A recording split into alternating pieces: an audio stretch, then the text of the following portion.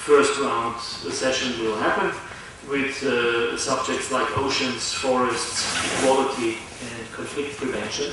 So you see a lot of subjects to be discussed in 3 days. But one resume from the first round can already be taken, that the discussion in the Open Working Group is much more substantive than in negotiation groups. The countries presenting, organizations presenting their ideas to the subject stick much more to a more scientific, a more fact-based approach than in a negotiation where you have a text proposal and then you start to bazaar-like try to find a compromise of the interests of the countries involved. So the first round can really be seen as a positive one, but of course it did not tackle yet the final not only definition of the goals, but the means of implementation. And as in all negotiations, also in the beginning of the Austrian government, we had the experience in the last weeks, budget is quite a subject. And this will also, of course, be one of the main topics for the second round, to define on the one hand a closer list of possible sustainable development goals, but on the other hand already to start to discuss how to implement them. So how will technology transfer, for example, happen? How will financing be organized? And so we can expect a very legally discussion for the second part of the Open Working Group's work until September, when our first report has to be presented. So the decision was made after the 10th of January that 5 other rounds of Open Working Groups, 5 other Open Working Group sessions will take place between the 3rd of March until the 18th of July. And then over the summer, the qualification or the summary will be established and then will be presented during the United Nations General Assembly opening session in September of 2014. In this setting again, I would just give you 1 or 2 additional ideas. Maybe you could also raise your voice, pro or against, is the question of the involvement of civic society in the forum.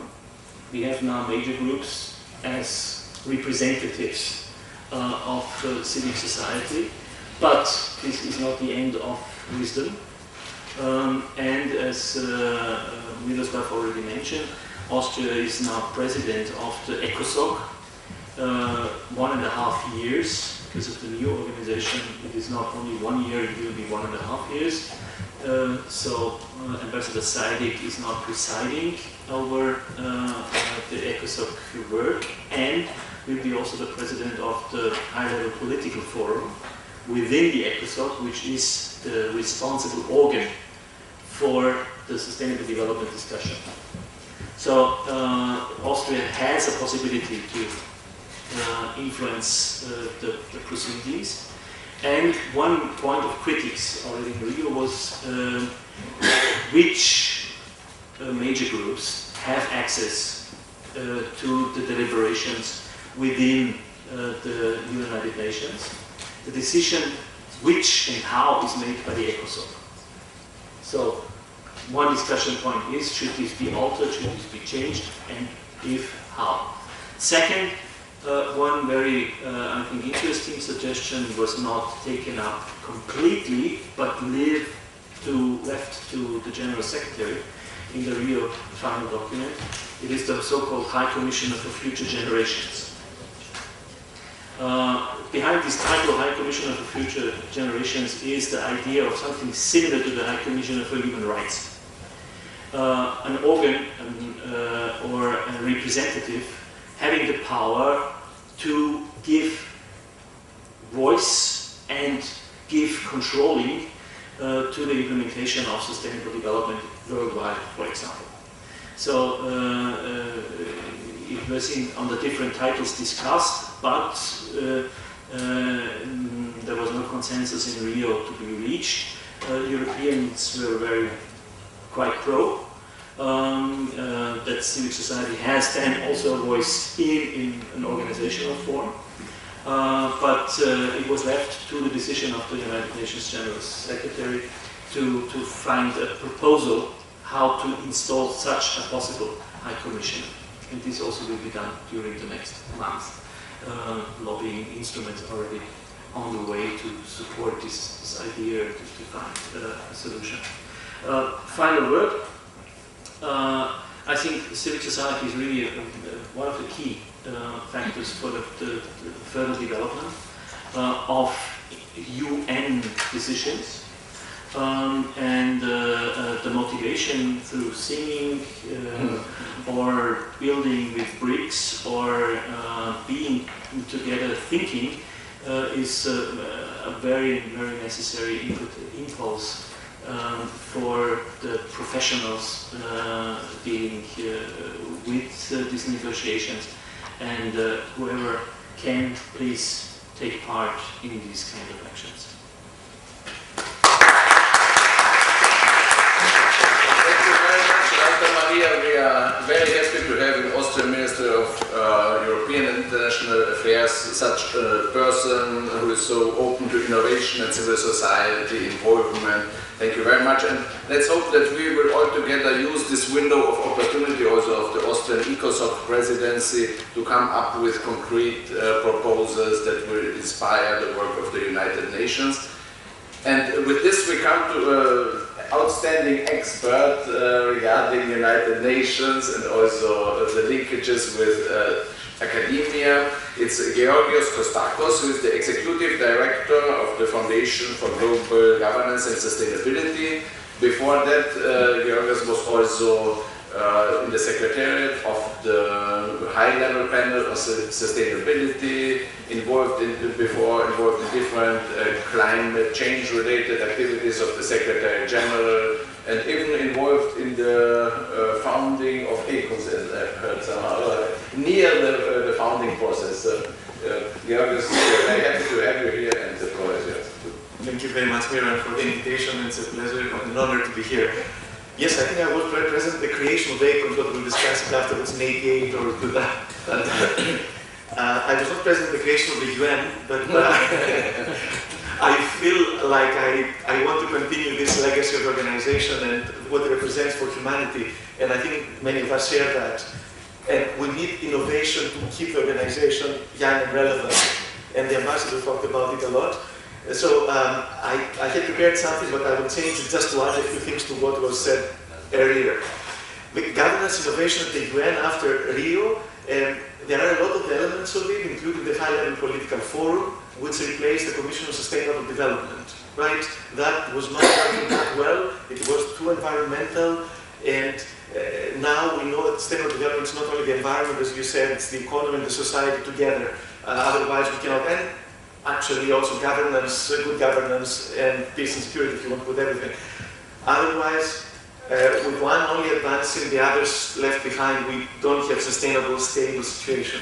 So this high-level political forum had its first meeting in September, past September, at the heads of state or government level, and it will have at the ECOSOC more working level and ministerial level meetings in the coming summer.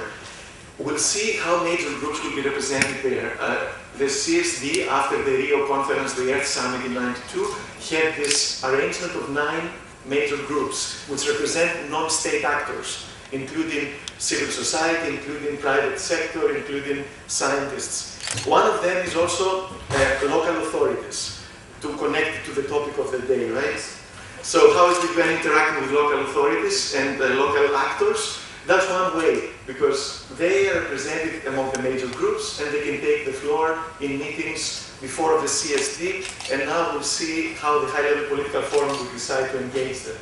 They are important though because they're the ones who are directly connected to the citizen and they know the needs and they have to react. If there is no water running from your tap, you will blame the mayor or the municipal authorities and they can do something about it. The UN's declarations won't help you, even if it is a goal number 5. So how do we connect this, the real world, right, and the more normative world at the global level and all the levels of governance in between? I think that's important. And we've not fully achieved it. One way, of course, modern technologies can help us a lot, but they can also create a bubble, my approach, meaning that we can open it up like we did for the Rio conference and now for the high-level panel for post-2015. You vote, people of the world, and you get 7 million votes online or something like that. What does it mean from 7 billion people? Is it a representative sample? And they just respond to a multiple choice question, what is your priority, let's say. Okay, is that fully representative and legitimate? And does that mean that they commit to doing something themselves? The commitment has to be at the individual level also. It's not only to know our rights, and many civil society people do that. They advocate rights, yes, but how do you connect that to responsibilities that we all have in order to deliver eventually everybody's rights? Because really, we can scream and ask the government, and what is the government? They cannot deliver without people, without the local authorities, without each one of us.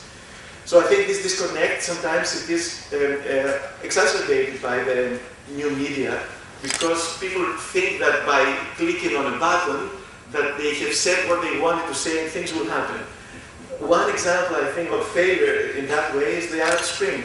Well, everybody got excited, the information passed around, but look what states they are creating in Libya or even in Tunisia, or better perhaps, or Egypt. So it helps to let's say, communicate views, but there have to be views, there still are needed leaders, and there are still actions needed on the ground, and there are still considerations of power and resources.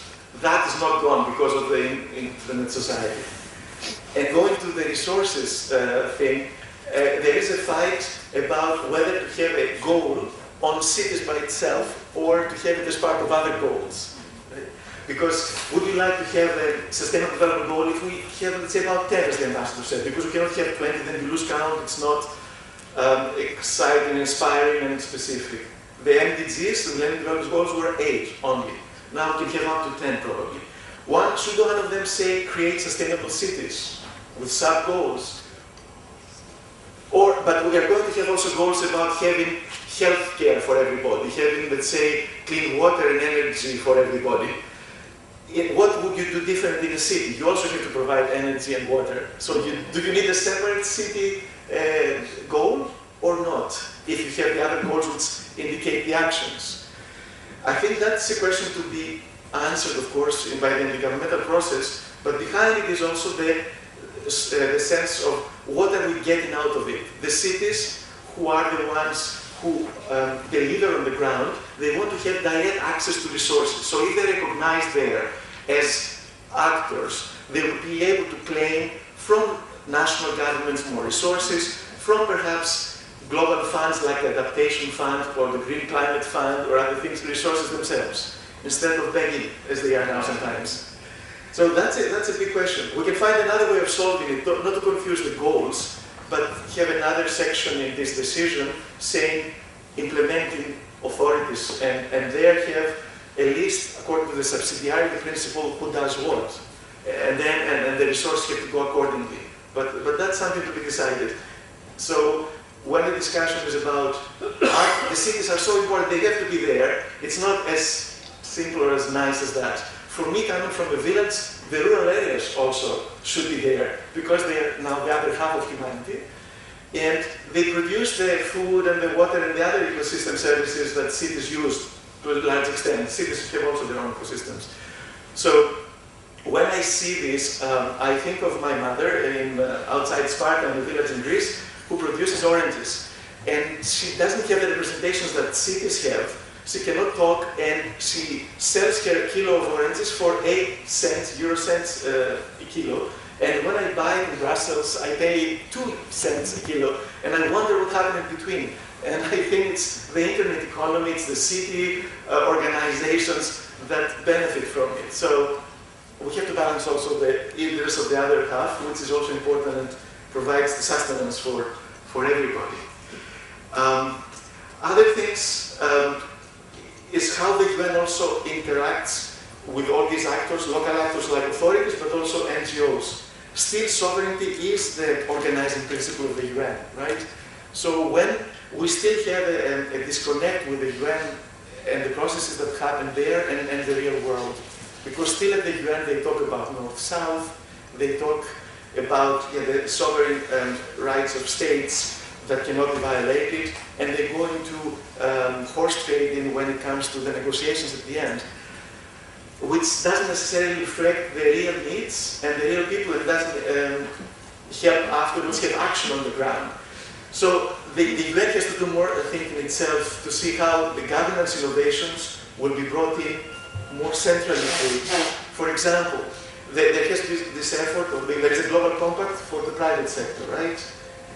That participates in some UN activities. What about having also a parliament or a gathering of cities, of mayors, like the Commission of the European Union for the regions, for example, or some parallel thing to have at the UN, to also enable those actors to have a more regular voice, and not when we think of them, okay, bring one mayor to talk to us today, and commit to such cooperation. So there are many questions. Still, there are, of course, improvements, but it's good to keep an eye, a watchful eye, and to think of new innovations that are needed to make relevant the UN, and also to connect the normative with the delivery on the ground, which is very important. Thank you. Oh, wonderful. Thank you very much, Georgios. It's really extremely important to systemically rethink the role of cities and rural areas in the UN system and how to connect it. And we are very happy to have you now in Brussels and also Janos there. So, because in Europe there are also potentially more funds from European research, technology and regional development funds that could help to advance their new thinking and new concepts and new research. And with this I give the floor to you. You are also bearer of great knowledge, please. My name is Volker Malfer. I was working for 2 years for the United Nations University just recently, and I'm now visiting professor there. I have 2 questions. The first is to the ambassador, since His Excellency Mr. Stoyan, and the second one is to both speakers. The first question I'm not sure if you mentioned it, but currently there's also this tendency to include NGOs into the negotiation teams. I know that the Austrian negotiation team in Copenhagen had, for example, NGOs in the teams, so inside the room, not outside. Yeah? And I just wonder what will be the future for this tendency? How will this be kept in the future? Will this increase? Will many countries follow this example? Or how do you see this? The second question is to both speakers. That's on the relationship between the MDGs and the SDGs. If you read the future we want quite carefully, you see that the MDGs are still much stronger formulated in there. You know? So SDGs are rather in a more weak language integrated into the document. And what is your opinion on how will this develop the creation of the SDGs? Will there be a strong influence of the MDGs still on the SDGs, or will the SDGs be rather innovative and new? And yeah, thank you. Thank you. I think we can start. Yeah, thank you for the questions. And the first question, including the NGOs in the delegations or in the negotiations, in the delegations, it is already happening in the negotiations, not really, because the decision has to be then made by the representatives of the governments. But what is a very, I think, positive development within the Austrian delegations for sustainability and for climate change is to have 1 or 2 representatives of the youth There is a organization in Austria, JUMP, the Jugend-Umwelt-Plattform, dealing with these subjects, preparing also young people for these international processes, and the Austrian delegation, the Ministry of Environment, gives them the chance to be an official member of the delegation, opening them the doors to all the rooms where the negotiation happens. And I think this is an immense experience for the people. The second, this we had in Rio, this we have now in Warsaw. The second is to include the science community, also as an official part of the negotiation or the delegation. In Warsaw we had 2 professors. In Rio it was also 2. There is also a tendency to include so-called established NGOs with an official badge. This is, but for me, much more under the text of confidence building measures to decrease the mistrust of NGOs that behind closed doors is something discussed which is so secret that it would be an explosion heard outside. And I think this is not really the case. So giving them the possibility to listen personally what's discussed behind closed doors is diminishing this risk. The relation NDGs, SDGs is completely clear. NDGs are already defined. Just the process was not criticized, but was not so intergovernmental as the SDG process will be, because the NDG catalog was made public by the United Nations General Secretary, after consultations of course, but the SDGs should be negotiated during the process until 2015. And the wish of the European Union and also of Austria is somehow to combine these 2 sets into one set, out of the reason that the NDG catalog is not fulfilled completely. And one would like to have this impetus and the movement of the NDG catalog even furthered beyond 2015, so to include it into a new catalog and not to call it NDG anymore, but to call it Sustainable Development Goals. Joanna, would you like to respond? And then we will go to the video message. Just a small addition to the ambassador. Of course, the developing countries were afraid that the new SDGs will take over without having delivered before the international community the MDGs, which are of great interest to them. And of course, MDG 8 is the global partnership and the responsibility of the international community to fund and provide means of implementation of the MDGs. And that has not happened. 2015 is close. And thanks to India, of course, and China, which have improved a lot of their population significantly, we may statistically have met many of the MDGs, but in Africa, for example, we're far behind on many of them. So they didn't want to give up those and start talking again about negotiating a new set of SDGs. I think that's why you can see that balance also in the outcome of Rio +20, that MDGs are there, they have been agreed and have to be fulfilled by 2015, hopefully, and then we need a universal and unified framework. Yeah, we don't want to have 2 separate sets of goals which will divide resources and energies. So hopefully they will agree, but until the last minute we have to show that we are trying to implement the MDGs, which is what has been agreed. SDGs is to come. Thank you very much. With this we would come to the final point of on our agenda, and after this we will have last round of questions and concluding statements on the panel.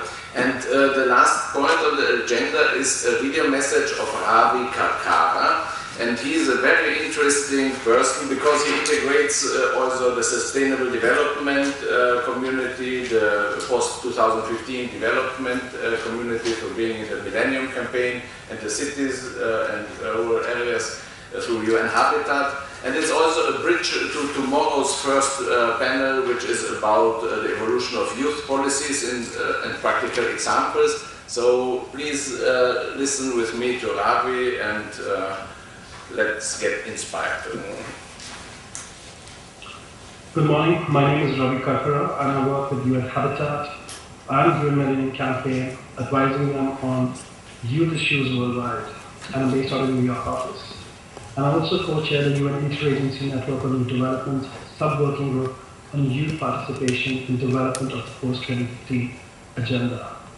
I'm here to speak about the Youth 21 initiative which is led by UN Habitat on really looking at UN architecture and youth engagement. I'm also going to talk about UN Millennium Campaign's flagship project on behalf of the UN system, which is My World Survey, and how young people have engaged in that.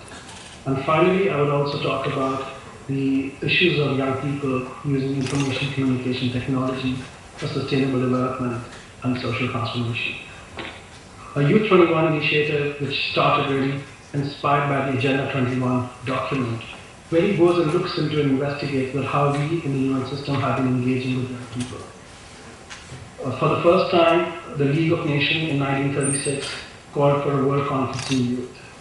And subsequently, we have seen world conferences and various opportunities in the 1940s, 50s, and so on, as goes on to 2011, the last high-level meeting. What comes out very interesting, if you look at the declarations coming out from 1936 to 2011, is a very interesting pattern, which is young people demanding that the UN system should really engage with young people, provide spaces and opportunity where they can voice their concerns, participate in decision-making processes, but most crucially, really asking for opportunities where young people can offer their partnership, their positive civic engagement, so that they can become actors in creating social transformation in the communities and in global processes. So U21 made a recommendation, which was to appoint the Secretary General's Special Representative on Youth.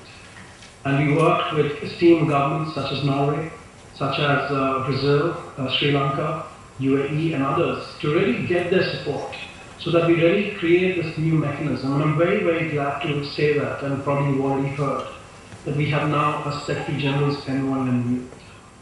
We really commend the Secretary General for also prioritizing youth in second-term priority. And becoming the first Secretary General, really to say that we need to step up and really work with young people. And similarly, you must have heard already that we are also working in the UN system on the system-wide action plan on youth. I'm here to also speak about the second recommendation which comes out of the Youth 21 initiative, which is also to create a UN permanent forum on youth. This is still a discussion, it's not, no concrete agenda has really been set.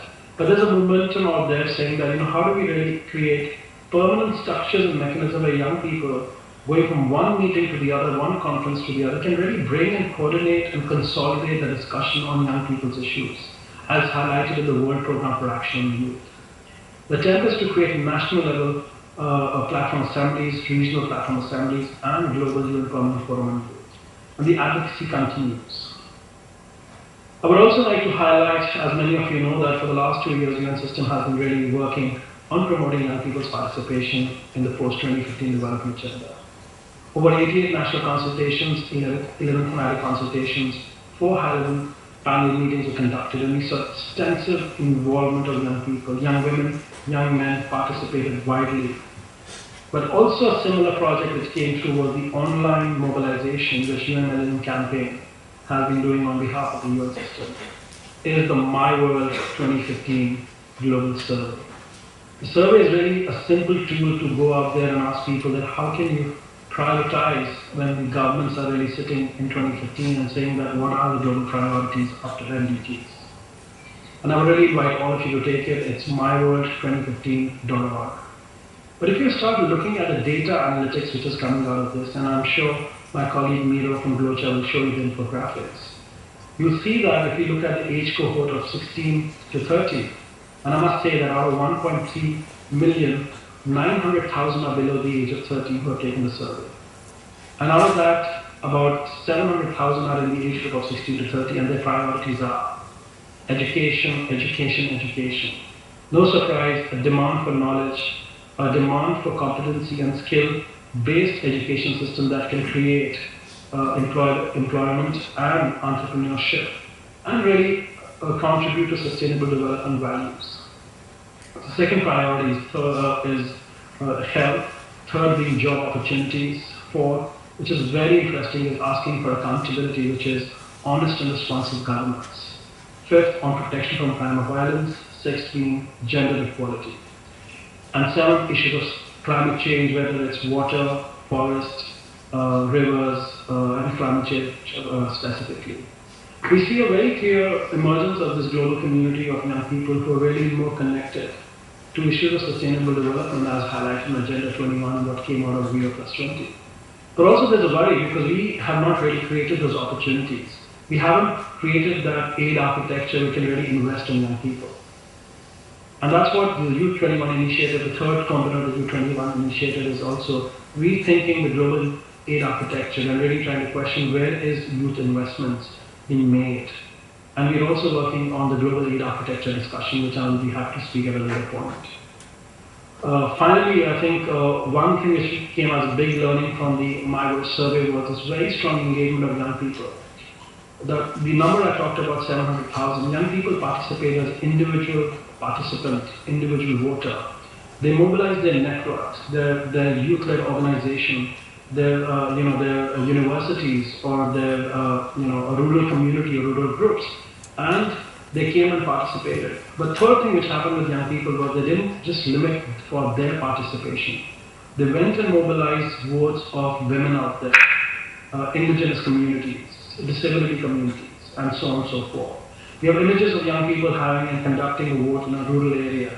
A 17-year-old young woman sitting and having a discussion with an 85-year-old old woman and asking her what her priorities are. So what we're really seeing is also a strong demand for a global void, which I really request the government of Austria to consider filling. That where there's a global discussion on how do we continuously engage with young people through information communication technology, linking that to sustainable development, and more importantly, to social action and social transformation. And I, of course, really want to congratulate the government of Austria and the Austrian people for really selecting and voting for this dynamic 27-year-old youth minister who is now your foreign minister. And that really speaks a lot about government and people. And really we want to see more young value-based leadership out there in political system, economic system, social system, civil system, and of course in academia. And I would really urge the government of Austria with GLOCHA to really create a global hub where we can really bring together young people who are sensitive, who really want to take on a fusion between ICT, sustainable development and social transformation as we move on to the next set of the global development agenda. So thank you very much for this opportunity, and I'm very, very glad my colleague Miro has invited me to speak, and we in Habitat will be very happy to engage and look for partnerships. And we really call upon our colleagues out there, our academics colleagues, to really take on the MyWorld survey, take it to the universities and other platforms so that we can get more and more voices. Thank you very much for the opportunity, and I look forward to this continued discussion and most importantly, a continued partnership. Thank you. Thank you very much, Ravi. And with this, we have our final round of discussion. The floor is yours. Slavomir. Thank you very much. On the basis of the two exchanges and the panelists who remained until the end of the panel, I have one question really to the panel. Following up on Rio +20, the involvement of civil society in various forms, which is very encouraging in terms of the constituency that civil society contributes to sustainable development. Now, taking this as a model, question mark, and transferring this to the ECOSOC and to the Austrian presidency of the ECOSOC. The ECOSOC resolution 1996-31 calls for streamlining the participation of non-governmental organizations in the work of the United Nations. It is like now 15 years later. And in this house we see various forms of non-governmental involvement. INCB, it's an informal consultation. Commission on Narcotic Drugs, Commission on Crime Prevention and Criminal Justice, a little bit higher and more, I would say, organized and formal. Convention Against Transnational Organized Crime, thank you very much. Convention Against Corruption, yes please. Will, on the basis of MDGs of post-2015, ECOSOC take into consideration the need to revise the rules in which the civil society will be involved in post-2015 UN activities? Thank you very much. Thank you very much. There was before an interest to speak. Yes, please. My name is Herta Maria Turcia. I'm from WWPF, former Austrian Federal Economic Chamber. If the fundament is not okay, the house would collapse. So that's why I think it also depends on the nation, on the nations, on the regions themselves, what you are able to do as a member of the civil society or not. For example, in Austria there was great interest in solar energy, in wind energy, but solar energy is very expensive, and there was a funding program offered, but it has been reduced and in some areas also cancelled. To compare it with Sweden, for example, Austria and Sweden, in Sweden the situation is different, and there are lots more of sustainable projects. For example, the housing, in the architecture, you use in Sweden traditional materials very often, but also modern, but not as much as in Austria. And for example, entrepreneurship also depends on it. In Sweden there were two guys walking alongside the water channels, thinking how they could put into reality the project concerning a hotel or a pension for young people. And when we were walking alongside the water, they saw all of a sudden an old ship. And it was a wooden ship, it was very traditional, it was very appealing, but it was kind of broke. And nobody else wanted it because you had to invest so much money. And also that they were really fond of this ship, and they started collecting money with their friends. And invested it and renovated it, and now today it is one of the most appealing and best projects in Sweden, Stockholm. It is in Stockholm. And it is the best hostel for young people. And yeah, this is one project that was really innovative. And yeah, and NGOs and professional associations could be also integrated in the processes, in the, for example, in the UN discussions. Because, for example, the Chamber of Architects, they use material, and of course sustainable material. And the passive houses and greenhouses are a big project at the moment. Thank you. Welcome. Please. Thank you. My name is Angelika Hoffmann. I am a member of the NGO Committee on Peace and NGO Committee on the Status of Women. I'm Austrian. I have problems with the definition of economic sustainability. What does it really mean? If you go to Austrians and ask, for example, Austrian politicians, what is it? They tell you economic sustainability means that the curve of the growth of the economy never falls down. This is economic sustainability. Thank you. Thank you.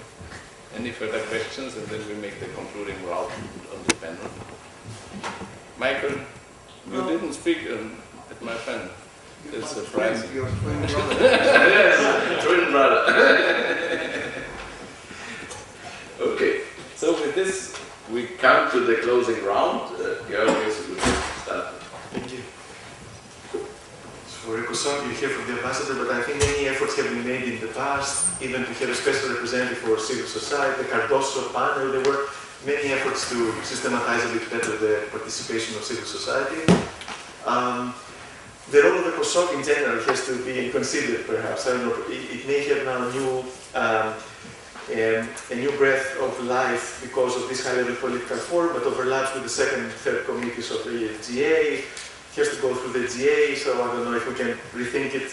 It would be helpful overall. But then for the solar energy projects like that, of course, to get to the conclusion, scientists are represented at the UN if you want. They do have one of the 9 major groups.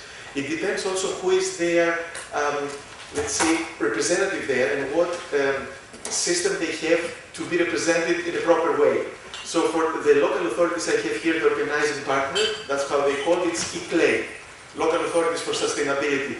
And they bring together several big cities and smaller cities, etc., and they speak on behalf of those there, and they organize the others. The scientists, UNESCO has created the International Scientific Union, I don't remember now the acronyms, but they are the social sciences, the natural sciences, so there are associations that have to work somehow, the trade unions. So you cannot have everybody represented there, but if you do it properly, you can have a representative voice eventually. Yes, but sorry, you said scientists, and you cannot involve everybody, but the associations, professional associations, they are the users of the material, and the scientists are the creators of the material, for example. So there's a big difference. The engineers, where do they go, you mean, and others, yeah. It has to be defined, yeah, and ECOSOC will discuss this, I hope, for the representation of the high-level political forum. What are the groups exactly? And engineers are an important implementation group, and I'm one of them also, so I'm fully with you. And the other one is the problems with defining economic sustainability.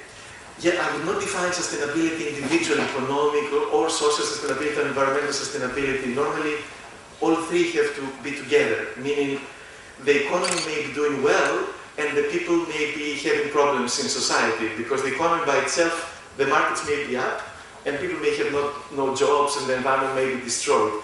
So that is not sustainable, even if something is doing well by itself. So the idea of Rio plus 20 and before, and of Rio 1992, is that the three have to coincide, right?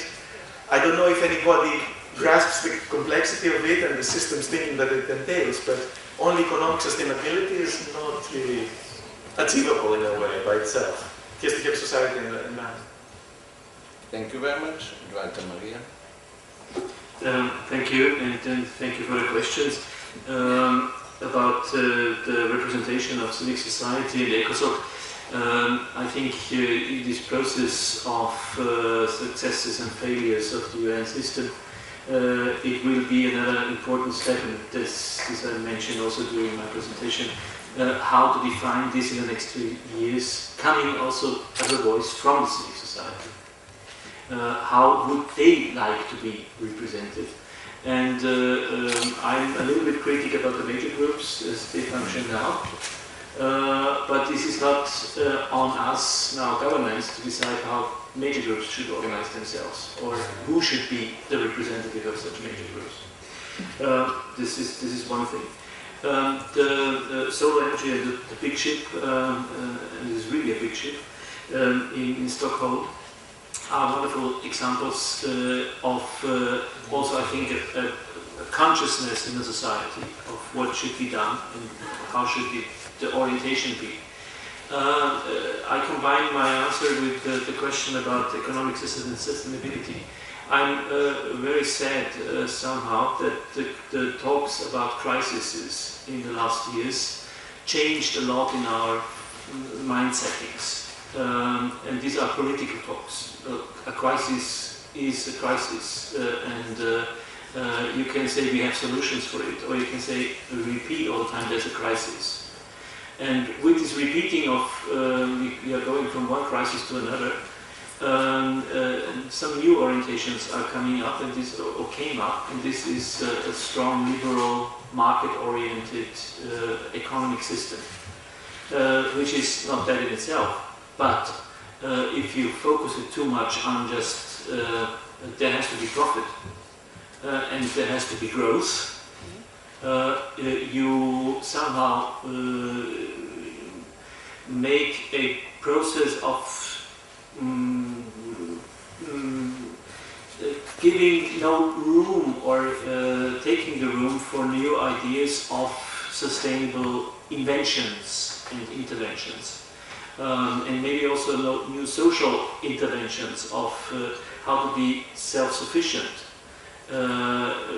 not to trust too much anymore on social welfare in the future, how to organize your life.